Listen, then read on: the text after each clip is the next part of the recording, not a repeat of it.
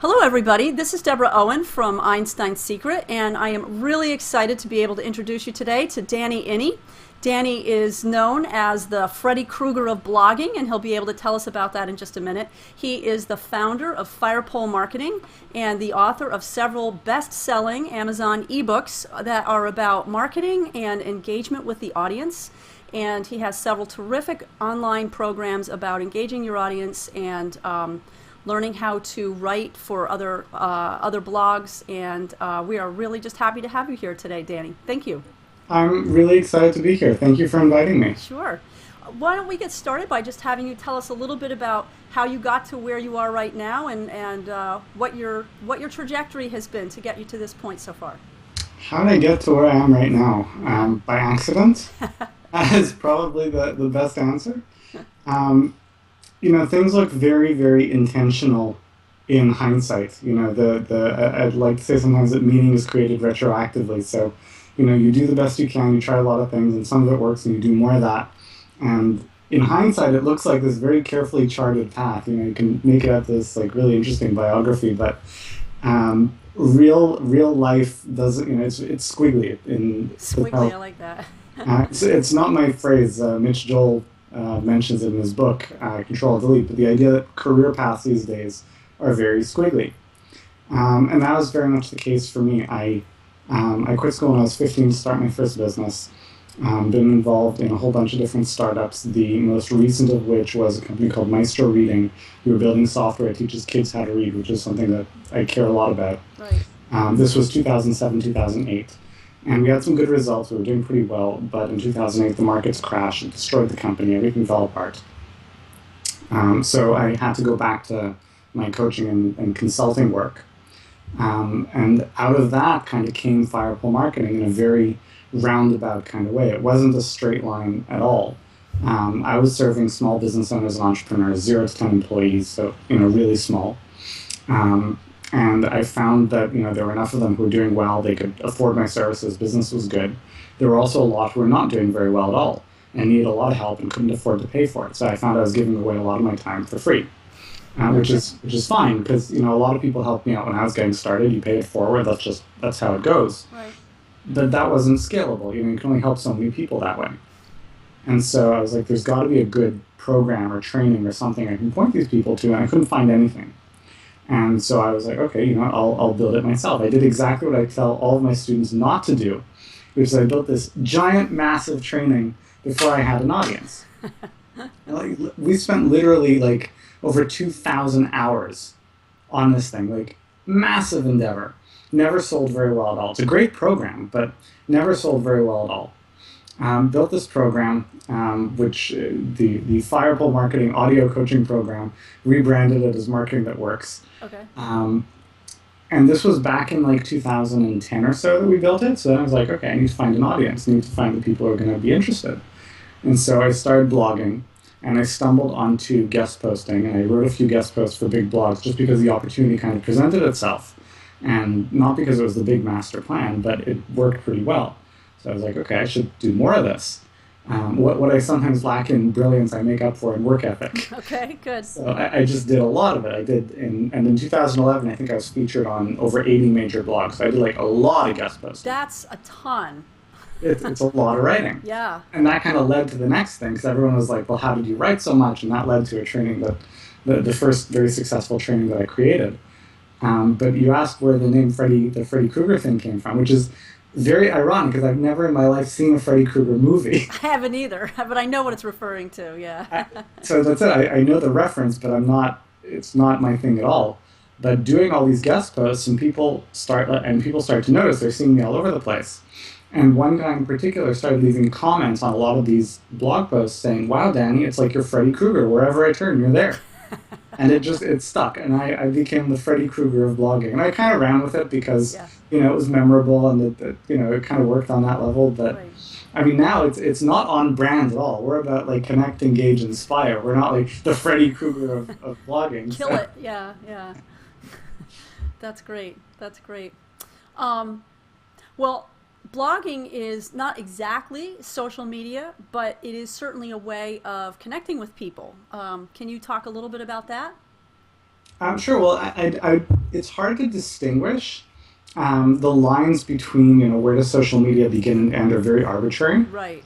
And a lot of people would argue that blogging is social media. It is a medium on which people publish content, connect with other people, discuss, interact, which is really the broad definition of social media. It's not one directional. It's bi-directional in different ways, shapes, and forms. Right. And I like blogging as a kind of social media because I find it to be a lot richer than most. Right. There's a lot more depth, there's a lot more substance, there's room for a lot more content and information and understanding. Yeah. What do you see as kind of the underlying purpose of using social media in general, and especially comparing personal use of social media to a business use? I'd say it kind of depends. Yeah. It's kind of like asking what's the purpose of a telephone. And it's like, well, it depends what you want. And this is before a telephone became a computer in your hand, right? I mean, like, back in the day. True. It could be for a lot of things. It really depends on what you want to get out of it. The important thing in going to social media is recognizing that it can be used for a lot of these things. It can be used to connect with people. It can be used to grow an audience. It can be used as a way of publishing and getting feedback and a sounding board on your ideas. It can be used for a whole bunch of different things. But it isn't going to automatically do all those things unless you're intentional and smart about it. Just like you can use a telephone to do telemarketing, you can use a telephone to connect with your family and friends, you can use a telephone to coordinate events. But if you just pick up a phone and start randomly pushing buttons, it's not going to do any of those things. Mm-hmm. Mm-hmm. That's true. Well, how do you see most businesses using social media today? I mean, in all of its various forms, not just blogging. And then the second part of that question is, if you were going to be talking to either high school or college students in terms of getting prepared to enter the workforce, what kinds of skills do you think that they would need in order to be able to use and access social media in the way that businesses are looking for it? Mm-hmm. Well, so to answer the first question, how are most businesses using social media? Badly. Incredibly, incredibly badly. Okay. And it's because most of the people making decisions in businesses are just generationally from a cohort that didn't grow up and doesn't really understand social media. And it's very interesting to me because I'm 30, so I was born in 1983. I think I'm technically Gen Y. Okay. But I didn't grow up with social media. When I'm hanging out with my cousins who are like ages 14 to 25, they have a fluency that I just don't have. Right? I mean, I've never been on Pinterest or Instagram. I don't understand Vine or Snapchat or what the appeal is. I barely feel like I get Twitter. Okay. So, and I'm ostensibly someone who's an expert at some of these things, right? So it's a very interesting place to be. And younger people today who are growing up with social media, they're at a huge advantage in that they don't have to learn or acquire skills in social media because they, for the most part, inherently, intuitively get it. They understand how it works. What they really need to understand more of, I think, is business and business imperatives. Okay. It's kind of like if you say to someone who is naturally, let's say, persuasive or charismatic, right? They don't have to learn how to be persuasive or charismatic, but they have to understand, well, what can that be leveraged to accomplish? And that's the stuff that would be really useful for people to begin to learn and understand. So if you are a young person today, and your students they're not kids, right? We're talking about like teenagers. I teach high school kids, yeah. But yeah. So I mean, we're looking at teenagers and very young adults, college students. So that's what I'm thinking about. Yeah. Yeah. So I would imagine that most of your students had the experience of publishing something on social media, and sometimes it gets a lot of likes, sometimes it gets very few likes. Right. They know what tends to get shared and talked about. So all those kind of things, they already have that insight. So it's just more of thinking, well, how can that be leveraged in a way that is useful and meaningful and also authentic for an organization, right? And what are the things an organization might want to use social media for? So let's just talk through it, right? So one thing, an obvious thing, is where people started with social media online is marketing. Right? How can I push a message out? And that paradigm is wrong. Social media was never meant as a broadcast medium. email wasn't even meant as a broadcast medium. Most companies aren't even doing email marketing very well. Right. It's meant to be bi-directional. It's meant to be conversational. And so how can you leverage those channels and those places, those media, Right. in order to put a message out there, but in a way that people can engage and connect with, rather than kind of passively receiving as if it was a billboard or a TV commercial. Then there's stuff like customer support, right? If you're not having a good experience with a company, you could go to their website or call their helpline, but you might just tweet about it or share it on Facebook. And for a bunch of reasons. Part of it is that we live in a kind of an always-on broadcast society. Whatever I'm thinking or experiencing, there's like a live feed of it happening on Twitter or Facebook or whatever for a lot of people.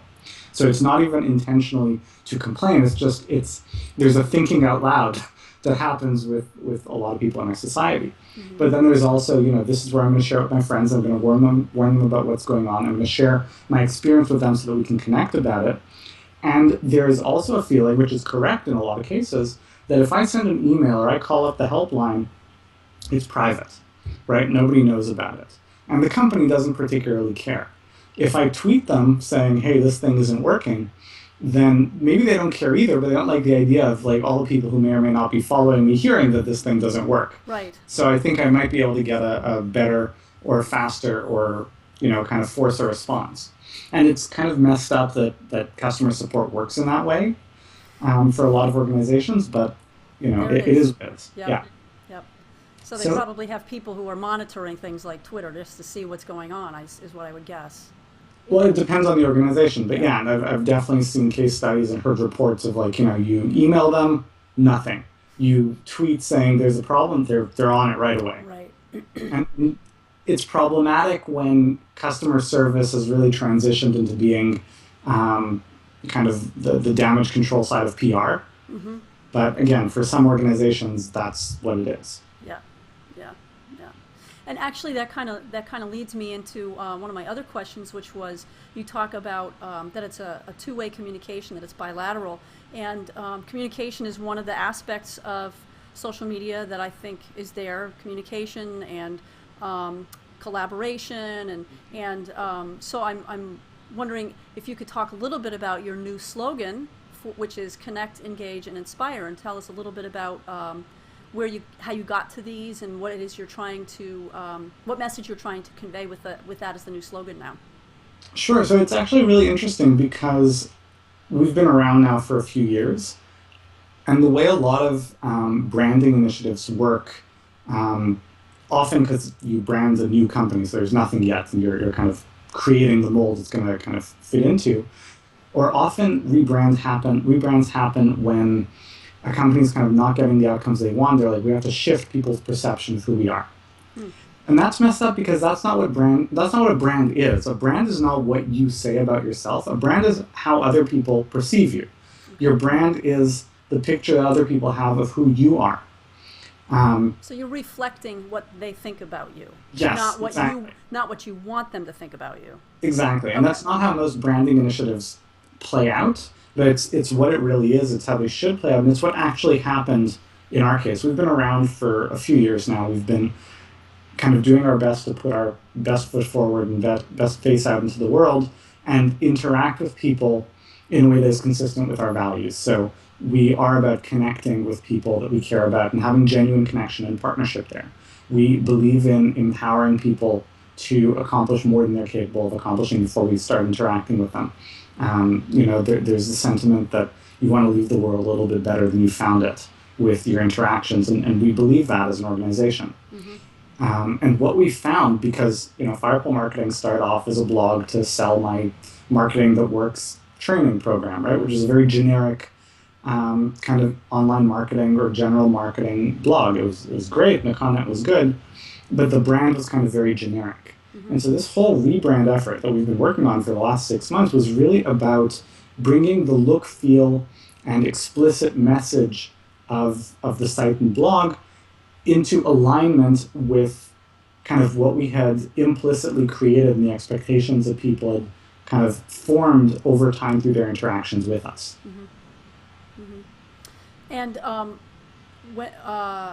you do talk a lot about connecting with your audience, and that's part of the branding. What how does connection be? How does connection be part of a business and making a profit, and which is more important? I mean, in terms of making the connection with the audience or focusing on being able to make a profit. I mean, I guess it needs to be kind of a balancing act, but how does that all play I've out? rephrased that. I wouldn't call it a balancing act. There's a lot of people have a very mistaken, in my opinion, impression of how business works. They feel like you've always got to implicitly make a choice between doing the right thing or the good thing and doing the smart business thing, right? And it's not true. It's not a choice between either or. In most cases, the right thing, the smart thing, is the smart business thing. Right.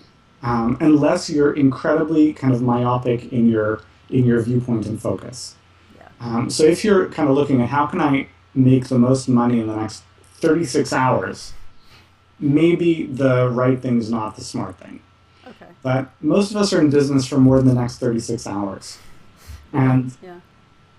I mean, now more than ever, because reputation catches up with you so quickly and it's so hard to shake, and there's a permanence to the impressions people have of you because it's captured digitally online. And that's something that I think the present generation doesn't really understand about social media because it's so automatic and intuitive to them. They feel like it's a lot more disposable than it actually is. But because of all these things, your reputation is something that sticks. And so treating people the way they want to be treated, creating a positive experience, reinforcing over time in a very consistent and powerful way that being committed in a relationship with you is a good thing to do. It's a rewarding thing to do. That is the smart thing to do professionally. I mean, good business is about creating a value greater than cost situation. Any transaction, you buy something from me, what you get is worth more to you than the money that you spent. And because of the way I've built my business, I am capable of delivering it to you in a way that costs me less than the value being created. So you gain value, I gain value. There is a net. It's literally creative. Value is created. There's something pretty magical about that when you do it properly. So And, oh, go ahead. Sorry. well, I was just going to say, and if you're not, if it's just really a matter of moving value around, transactions where somebody wins, somebody else loses, that's not very good or very sustainable. And most of the industries where you see that happening, you see that a lot in airlines, you see that in telecoms, you see that in banks, insurance companies. They're all protected industries, right? They're all industries that are protected by legislation or access to resources or the fact that you need to buy 100 airplanes to get in, which is kind of expensive. So they're protected from competitors in some way, shape, or form. So it's kind of the creative destruction of a free market takes a lot longer to catch up to them. But a lot longer is not that long. In most industries, that kind of stuff, you can't survive for very long being a substandard business, especially in this day and age. And even in these protected industries, those barriers are falling down. I think there's going to be a lot of disruption happening in the next couple of decades in a lot of those spaces, and nobody's going to be sorry to see a lot of these dinosaur companies go. Yeah, that's interesting.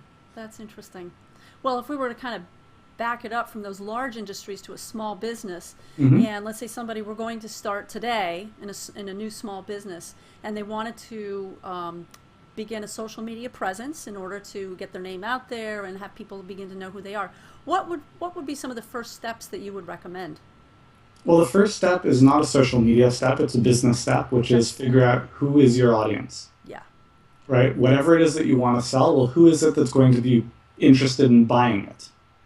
Right? And once you have a clear picture of who that is, you've got to figure out, well, do some basically entrepreneurial forensics, right? Like, where does this person hang out? What are the social media that they are active on? Do they like to read blogs, or are they on Twitter? Are they on Facebook? Are they pinning stuff on Pinterest? Or what are they doing? Because there's no such thing as a generically good social media plan or strategy. Right. Social media, just like there's no such thing as a generically good way of using a telephone, right? It is a way of reaching out and connecting with people. And how you do that effectively depends on who it is that you're trying to connect with and how they like to be connected with. Okay. Yeah. That's true, because there are certain groups of people that hang out on Pinterest, some who hang out in LinkedIn, Mm-hmm. some who actually do hang out on Google Plus. Mm-hmm. So I knew I was forgetting one. yeah. So there's you need to figure out. You're right. You need to figure out who your audience is, and obviously, as you're starting your business, what's their Mm-hmm. problem that you want to help address. But then you're right. Figuring out where they are is the best way to. That's really your first step then in Yeah. making a social media presence, is where are they hanging out. Mm-hmm. Yeah, and then stalk that area for a little while to figure out the best way to connect with them, I would think. Well, yeah, I mean, spend some time there and start understanding, well, how do they interact? How do they behave? Right. How do they use this platform? What do they use it for?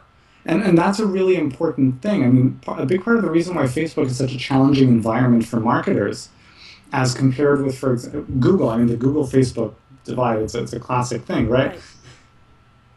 When people are on Google, they are looking for something. So if you offer them what they are looking for, it's very easy to make a sale. Mm-hmm. On Facebook, nobody's looking for anything. People are just kind of hanging out. Right. Right. It's the difference between, like, I can have the same product. Let's say that I'm selling, I don't know, this, great new tomato. If I present it to someone in a grocery store when they're looking for groceries, they're much more likely to buy it than if I happen to come up to them and say, hey, check out my tomato, while they're hanging out at a party. That's true. They're going to be like, what the hell are you talking to me about a tomato? I'm having a drink here. Like, what is this?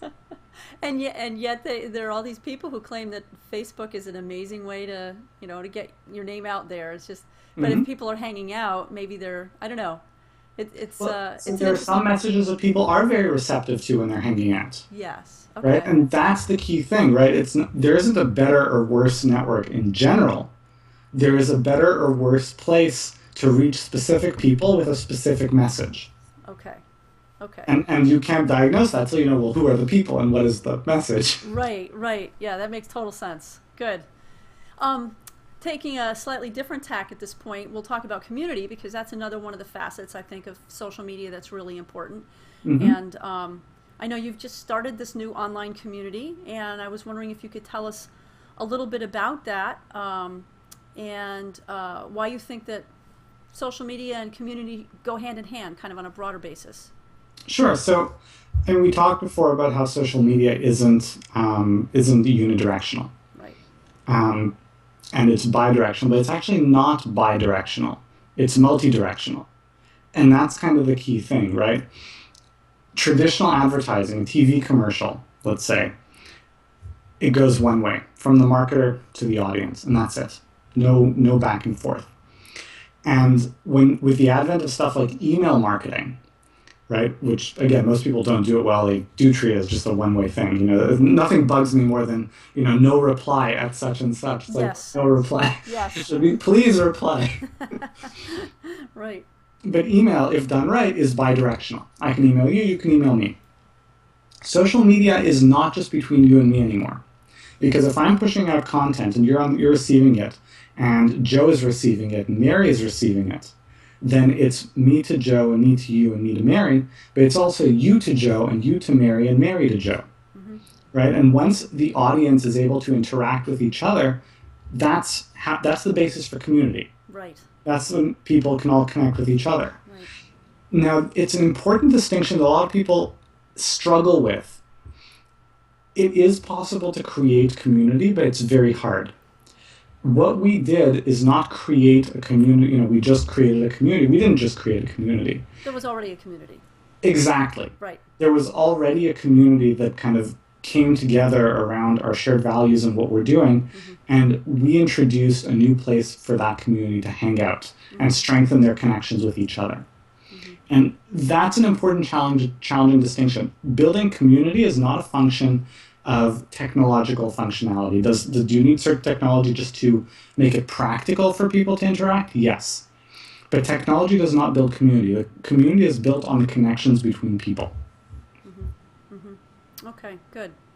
One of the things that you talk about a lot in your writings, and you still do a fair amount of guest posting, is transparency. What role does that play in communication and community? It plays every role. It plays a role. trying to think where to start with this. I'm Um, throwing you a bone. okay, so way back, scroll back a few decades or many decades, right? We're back in that really one-to-many, no transparency, no awareness. The company could control the message, Hmm. right? Here's what's going on, and is it real? Is it true? Maybe, maybe not, but people kind of accept this is the message that's put out there. And it was always artificial, and it was always relatively low trust because you don't trust someone that you don't have a real connection with. And if someone is just talking at you, you don't have a real connection. Right. But once real connection became possible, once you can hear from all the other people around, first of all, keeping secrets just doesn't work. Hmm. It's not going to happen, right? You cannot control the message. A message is not something that can be controlled, just like you can't control your brand, right? It's everyone's perception. The discussion is going to happen anyway. Okay. Um, but more than that, and again, we talked about the smart business thing being the right thing. People appreciate honesty and vulnerability. If you tell them the truth, if you're transparent, they will trust you more. They will give you more of the benefit of the doubt. And people worry that, yeah, but I can't be always admitting that I'm screwing up. And it's like, well, you can't always be screwing up. If at that point, it's not a transparency problem; it's a competence problem. Okay. Yep. Right? Yep. You do have to be good at what you do, but assuming you're good at what you do, you're still going to occasionally make mistakes. And being honest and transparent about that is fine. People understand that. Yeah. Yeah. Okay. Good. And then the last question that I wanted to just talk about a little bit is the idea of care and caring about your audience. And when it comes to caring about your audience, what are some of the most important things you can do, and why would you do those things? Well, I mean, so in a relationship with someone, whether they're a friend or a significant other, a romantic partner, a child of yours, like whatever the relationship is, caring isn't something you do. It's something that you feel, and that results in a lot of things being done, Okay. right? Yeah. So and yet you have these big corporations going to social media agencies and being like, I want the strategy for caring about our customers. And it's like, no, you need to start by actually caring Yeah. about Yeah. your customers. Like, Yeah. the actions kind of become pretty straightforward and obvious, especially given the world of social media and how bidirectional and multi-directional it is. If you really do care and you really want to create a good experience and good outcomes for your audience, and you're making that effort, part of that is going to involve listening, right? They're Right. going to tell you what they're appreciating, what they're not, where they're struggling, what their challenges are. So I can't give like a 10 point, do this and then this and then this, because it's going to vary from person to person and audience to audience. Hmm. But if you actually care and you're actually doing your best to do for them what they're going to appreciate, and you listen to them to kind of get clues as to what that is, it's not that hard. Like it's kind of like saying, how do you be a good friend? I mean, I can make you a long list of things you can do, but honestly, like, I mean, who watching this video doesn't know what it means to be a good friend? Right. Right. And so, in that sense, that's the way you're a good business person. Is as you said earlier, you do the right thing, Hmm. and that's what it comes down to. You do the right thing. You take care of people, and I guess the other thing is too is if people need what you have to offer, they'll buy it, and you won't have to sell so hard if you present it as well as you need to in order to help them realize that what you have to offer them is something that is really helpful to them, and I guess that's the basis for being a business person. I don't think it's always been that way, and I think the perception is that marketing is a way to try to manipulate people into buying things. When I've talked to some of my family In members some about, cases, yeah, yeah. when I've talked to some of my family members about the fact that I'm learning about marketing, I get a little bit of the eye rolling in terms of, oh gosh, you're learning how to manipulate people. And I'm trying to say, well, I don't know if that's the way it used to be, but it's certainly not the way that I'm being taught right now. Yeah, and So, again, it never was sustainably the case. hmm. And it's important to distinguish, by the way, marketing and sales, right? So marketing is about awareness and persuasion as opposed to manipulation. And it can be where's the line between persuasion and manipulation, right? Yeah. It's one of those things where, I mean, it's a fuzzy line as opposed to a hard line. Right. But there's a lot of things that are fuzzy lines, right? I mean, what should the driving age be? Maybe it should be a little higher, a little lower. Maybe they'll raise it to 21, lower it to 15, but they're never going to raise it to 30, and they're never going to lower it to 5, right? We Right. know just because the range is a little vague doesn't mean there aren't clear spaces on either end of it. Right. Right. In broad strokes, persuasion is when you help someone understand something better than they did before, and they appreciate your having done so. Okay. Manipulation is when, after the fact, when the spell is worn off, when they've experienced the consequences of the action, the decision, they resent you for it. They don't appreciate it. They don't feel like you were acting in their best interest. Right. And fundamentally, that's not a hard line. If you feel like you're right on the fuzzy line, you should take a few steps over. Right. Right? And sales, likewise, it's not about convincing, persuading, manipulating someone into buying something. A good job as a salesperson is what my former business partner used to say. He used to call it an earnest exploration of fit. Okay. Right? You want to help someone find the best fit solution for what they need. Yeah. And one hopes you're selling something that you believe in and that has real value. And so in many cases, it will be the best fit for the needs of the person you're talking to, assuming you're also talking to the right people. Right. And if not, then not. I mean, I've spoken to people who, actually, I've got specific cases in mind where someone would reach out to me and say, I hadn't advertised, I don't do it anymore, I don't advertise. People pay me many tens of thousands of dollars to work with me one-on-one. Mm-hmm. And I used to have this on my website, and people would pay the money at like a deposit, and then I'd interview them, and they'd be trying to convince, I'm sorry, I really don't think this is a fit. I have to refund your money. This is not going to work. Right. It's just, I don't see the fit here. I'm not the best person to help you. Right. And you have to have that integrity. You have to be responsible in that way. And that goes back to the transparency we were talking about too. Yeah. Yeah. Because otherwise, what's going to happen? So you pocket a bit of money, but you've got a dissatisfied customer out there who's saying that you took all their money, didn't give them real results. Word's going to get out. They're not going to be happy.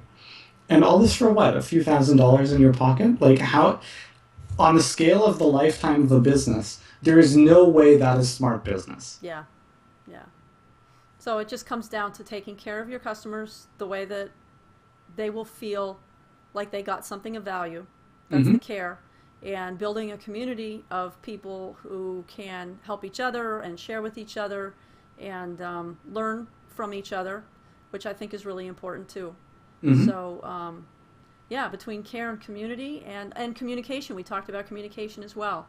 And so we hit on some of the really important things today. So that's great.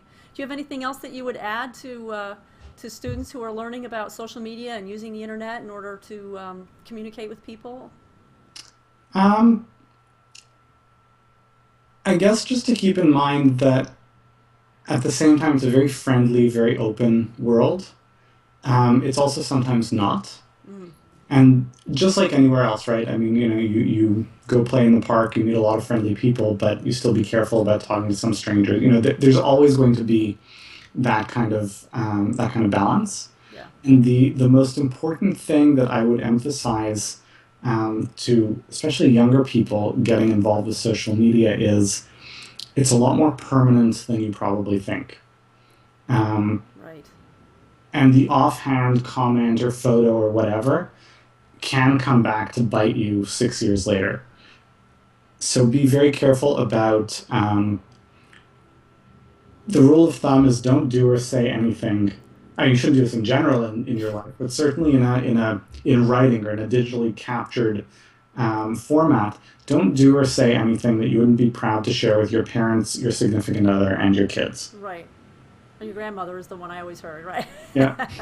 Yeah. Well, grandmother's tricky. I don't know how much your grandmother's necessarily going to understand everything you're doing. So. That's fair. That's fair. All right, great. Well, Danny, this was a great interview. Thank you so much. We touched on a lot of the really important aspects that underlie the use of social media, regardless of whatever the tool may happen to be, because it's going to change from year to year. Mm-hmm. And so this was great. Thank you so much for your time. Thank you for having me. And I'm serious about, the bidirectionality of communication. If anyone has questions about anything we talked about, just email me, Danny, Danny, at firepolemarketing.com. I read all my own email. I answer everything within 24 hours. So Great. I'd be happy to connect and help you if I can. That's great. All right. Thank you. I'll make sure I put that in the show notes too. All Awesome. right. Thanks so much. Thank you. Okay.